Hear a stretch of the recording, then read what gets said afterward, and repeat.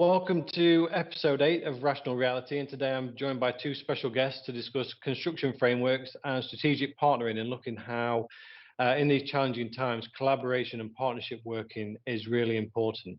So Rebecca joins us today as the Chief Executive of EEM Limited, a not-for-profit framework provider who offer real efficiency savings for public sector bodies, and also Kevin Shutt, who's the Asset and Development Manager for Newark and Sherwood District Council, currently overseeing a 5-year build programme with us that's using the EEM New Build Framework.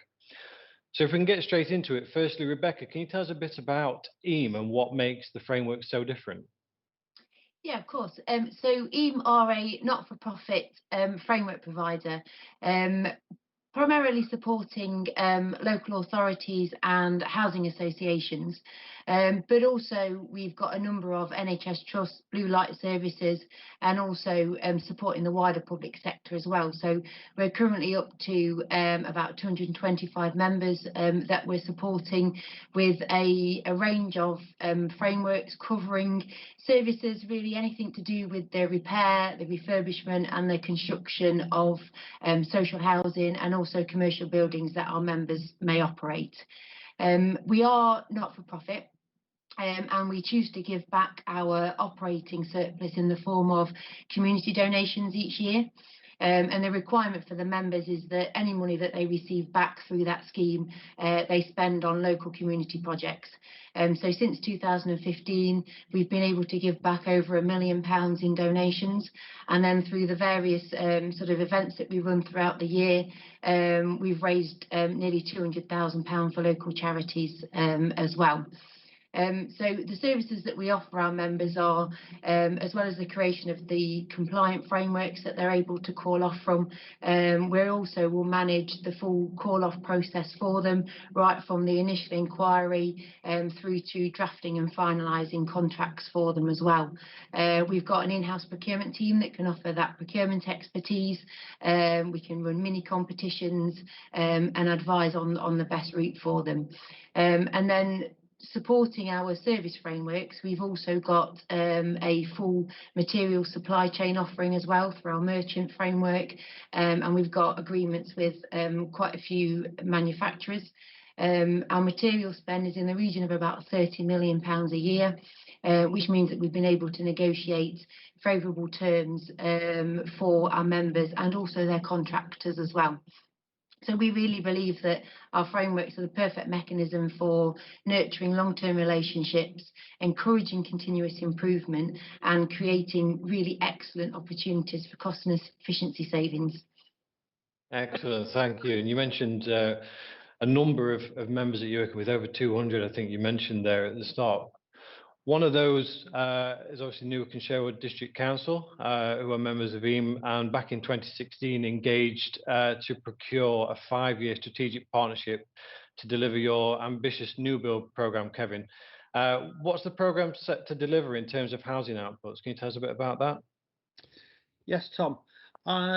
So back in 2016, the council decided on a pretty ambitious programme at the time to deliver 335 additional social rental council houses within the district. When we say additional, these would be above and beyond your normal development sites, as we're looking at more problematic sites. So in 2017, we approached the Intropsite with the selection of a contractor. And as you know, the rest is history. Robert Woodhead was very successful in that. And we started work on site with yourselves towards the back end of 2017. At the moment, we're on year 4 of the 5-year programme. And we've delivered approximately 150 of those units which have been completed and have got tenants moved into with yourselves already. And we have a further 80 currently on site under construction. So we're well on track to completing the programme on time. And also we've had numerous reviews of budget and so on, and we're actually delivering them within the budgets that originally set out for, which is excellent news. We've utilised a lot of the existing council land stock, but the main focus has been on making sure that we get the best use of council-owned land, which removes a lot of problematic sites out of the district and brings benefits to local communities.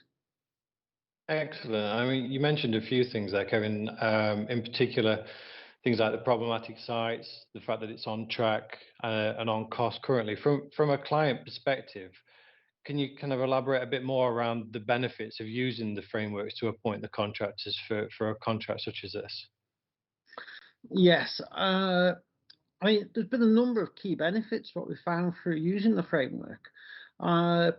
Traditionally, by the nature of developing so many sites and varying locations, traditional procurement would have meant running tender exercises for every single site, which, when you think some of these sites, we can be building out 1 and 2 units. So a straightforward benefit is that we don't need to go and keep reinventing the procurement and reselecting on that over and over again. That in itself has got massive cost benefits just on that one element by using the framework through EEM. But other benefits mean that we've managed to get yourselves involved with it, which has been a real key because it gives local employment, local supply chain, and obviously you've demonstrated time and time again with your community investment opportunities that you've been more than willing to participate in with us. There's been other added benefits as well because we've managed to have a nice long programme running, whereas there's been ongoing improvements with input from all parties in relation to designs, specifications, value engineering, and it's been a real good journey that we've been on for the last 3.5, nearly 4 years. Excellent. You touched on there. You mentioned about the time savings and cost savings around reducing down that tendering aspect for something like this. And obviously, one of the challenges that quite often comes up particularly when looking at long-term partnerships such as this one, is how you demonstrate that best value and also that compliance aspect, which is incredibly important, and even more so at the minute. I think there's a real laser focus on ensuring things are value driven and getting the right outputs. So. I mean, Rebecca, how can members be assured that we are getting the best value when these partnerships are put in place and that they are compliant? So when we run an initial framework tender, we set a schedule of rates within that, which we use for tender evaluation and obviously making sure that the contractors that we're awarding a place on the framework to are competitive. But we also use those base rates throughout the 4-year duration. So framework agreements can be in place for 4 years. And what we do is we go through an annual review process with contractors, whereby we look at their original base rates that they submitted, and we start to negotiate sort of each year as to any kind of increases or decreases, you never quite know, on those base rates. And that really then helps us going into when we're looking at those call-off processes. So members have the option to either direct award or to open up a further mini competition. And whichever route they take, as part of the process and as part of the service that we offer, is we will always undertake a due diligence back to those framework base rates to make sure that the contractors are adhering to the terms of the framework, but also for the members to be able to prove, probably for their internal regulations, that they have something to benchmark those prices against. What we're doing as well, because we're working with so many members and because we're putting sort of lots of opportunities through our frameworks as well, quite often we've got other exercises that we've undertaken that again can sometimes just give that reassurance to organisations that the rates that they're being charged, the rates that they've got from contractors are competitive, they're reflective of what the market is at the moment. And you know, our role really is to provide that kind of guidance, provide that procurement experience, and to find the best possible solution and route for members in terms of value for money and compliancy. And, you know, and exactly what Kevin was saying, we've really found, particularly with construction, that these kind of longer term partnering arrangements are really what's needed, particularly like Kevin said, when you've got your smaller sites, they have their own sort of complexities. And being able to come through a framework, being able to do that one tender is really sort of helping to gain those efficiencies, to gain those savings, and to speed the process up as well. You know, we do have some organisations that will tender separate sites, and you can see that they don't gain the interest from the contractors as much. They don't gain the levels of competition that they need. And you know, they don't gain those sort of efficiency savings that you can get from going into a longer term partnership through the framework. Great stuff. I mean, you mentioned there around that sort of client aspect and the kind of tender process around the contractor. But another thing that's kind of real focus at the moment, I guess, is the materials. We're hearing a lot around the potential shortages that are coming up, and it's been no secret, I think, throughout most of lockdown and things like that, around the peaks and troughs of the supply chain. How can frameworks and those sort of partnership arrangements help to ease some of those issues, do you think? Well, so we are really starting to feel the impact now, not only of COVID and the pandemic, but also Brexit. And kind of what's happening there as well, and that's right across the supply chain, and that's in terms of costs and also in terms of availability and capacity. We've had a material supply chain in place now for over 10 years, and we've got really good, strong, established relationships with all of the national merchants and also the main manufacturers that sort of operate in the UK in our industry. And whilst we aren't immune to the current challenges, because I don't believe anyone's immune to the current challenges, we have found that our buying power, our reputation, and those relationships that we've got have helped to lessen that impact on members. So like I said, we have got favourable terms where there's been increases put into the market. We have been able to negotiate a slightly lesser increase for our members on certain products. Ordinarily, we get our merchants and our manufacturers to fix their prices April to March each year, so that you've got that cost certainty for the full year. Whether we'll achieve that this year, we're still kind of in negotiations. But the other thing that we get through our framework is that the merchants have to offer the same prices to all of our members and our contractors, regardless of their location and their size. And that means that even our smallest members and our small local contractors are being able to get the full benefit of the buying power of the 225 members that we've got. And by coming through the frameworks, we're trying to sort of bring our service and our materials together and opening up that supply chain to our contractors and helping to support them with their material purchases has been really successful for us. We're seeing that small local contractors are being able to compete, they're being able to win work, and it also gives our members that confidence that they're being charged the right rate for materials in an uncertain time. They're also being able to achieve that standardisation across their products and that standardisation of quality, whether they're doing repair works, refurbishment works, or into their kind of new building construction work as well.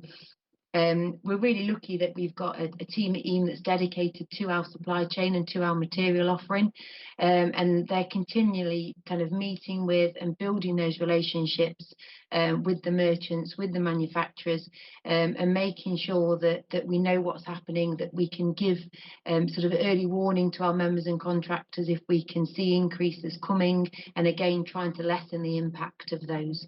We're able to offer kind of full cost comparison exercises, but also because of the relationships that we've got, also suggesting alternative products and having a look where cost savings can be made as well by either standardising on products or switching to an alternative manufacturer. Brilliant, thank you, Rebecca. Some really positive messages, I think, around the benefits of kind of being able to utilise that buying power, particularly in these sort of challenging times. Kevin, just coming back to yourself, just wondered if you could sort of summarise the partnership and what's really made it work from your perspective. What would you kind of say around that partnership and what's made it a success? I'd say that a 5-year build programme for the council was a pretty bold step at the time. And in construction, traditionally, the nature of construction sites mean that people who do the site tend to turn up, build the site out and disappear. I think the main benefits of this framework and partnership over the 5 years has been the commitment from all parties that it's not just one site and it's going to be part company at the end of it. It's been a commitment from both sides for a real long-term programme. We've got continuity of staff. I'm dealing with staff that I met on the first site on day one. And I've watched those staff actually, the skill set of them and the commitment into the programme grow over the years, which has been fantastic. We've introduced training opportunities along the journey as well on both sides. I've seen trainees, apprentices, which Robert would have taken on in year one, and now they're coming through to be actual tradesmen and young project managers, which is great to see. And likewise, we've actually taken young surveyors on the journey with us, who are now coming out the back end of the degree, which they've gained through this framework, and that's been absolutely great. The design and the specifications have evolved over the 5-year programme, whereas we looked at some early mistakes with deficiencies in specification, and we've managed to iron them out. So we've now got a pretty slick machine, really, whereas people involved know what's expected. We're all working to the same goal, and when we finish an individual unit or individual site, the actual defects and the handover period is absolutely minimal, because we've managed to build this real good quality product that we've got. And also from the financial side, we've managed to really get a very good slick running of how we process the valuations. As mentioned earlier, we had this scheduler rates right from day one. And if we go to a property which was just recently completed, we can trace back elements all the way through the property which has been finished on year 4 back to that original scheduler rates, which is absolutely great to see that. We recently went through an audit exercise which focused on the new build delivery. And we came out with the results of that independent audit exercise of having a very high level of assurance as an outcome, which is really pleasing to see. So to summarise the successes, I think it's the continuity of staff. I think the being able to develop staff along the journey and develop the overall programme so that we get this quality, best value approach that everyone's committed to, and it's really worked. Brilliant, thank you. I think just to pick up on one thing that you mentioned there, Kevin, because there's quite a lot of things that kind of came together, I think, to make it work. But I think from our point of view, where you've got that surety of work, that programme, so you can then start to invest in people. And you talked about some of the trainees that were at the beginning of the programme now becoming fully qualified. It really gives us an opportunity to invest in people in that way and kind of address some of those skills gaps that we know all too well in the industry. So I think that's a real benefit to this sort of arrangement as well. Just to sort of wrap up then, I wanted to ask you both a question. So last year, EEM celebrated its first decade, and I'm sure that quite a lot has changed over that time. Some things probably haven't changed over that last decade as well. But I'm just wanted to hear from both of you what you think that the next decade might have in store in terms of changes to how things are procured. So if I can start with yourself, Rebecca. Yeah, definitely. I mean, I think we're heading into a really exciting time. We've got lots of different agendas coming through. We've got lots of different funding coming through, obviously, to try and get the economy moving again. So we know that we've got the new decent home standards coming through. We've got everything around the sustainability and net zero carbon that's coming through as well. You've got the construction playbook that the government's put together. You've got your digital construction as well that's starting to sort of move forward. And then from a procurement perspective, we've got the consultation and the green paper that came out back end of last year, early this year, which is about the transformation of the public contract regulations kind of post EU. And really, that I think that's going to see the biggest shake-up of procurement that we've probably ever seen. And the green paper was very focused on social value, simplifying processes and increasing transparency in the procurement process. And really, they're all the things that I think we've been able to achieve with our kind of long-term partnerships like this one with Newark and Sherwood. And I think that that's going to have to be very much the future if we're going to achieve some of the things that that green paper has set out. Because, you know, like we've said, contractors are looking for that kind of work commitment. If you really want that investment in social value, you've got to kind of give that commitment, that longer term, for those benefits to really, really come through. So we're really excited to kind of see where it's going to go over the next year or two whilst we recover from everything that's happened in the past 12 months, but then also the opportunities that may be presented to us through this change in the public contract regulations, and seeing how EEM can develop to continue to deliver the services that we deliver, and so to keep pushing our members and contractors to be the best that they can be, and to get those kind of really good solutions to their works. Brilliant, thank you. And Kevin, for yourself, and in terms of Rebecca's mentioned there about the green paper, but also things that are coming more to the fore, particularly as the hand's been sort of forced with the pandemic. So people are adopting technologies such as we are today. Do you see other things changing as well, say around digital construction and kind of the environmental agenda, for example? What does it look like from a client's perspective? I think from the client's perspective, it's again, it's an interesting time. There's a large amount of change from quite a few angles. With regards to the digitalising the construction, Newark Sherwood Council have been a paperless council for a few years now. And construction's probably one area that was sort of lagging behind and kicking through that, but we've managed to get there.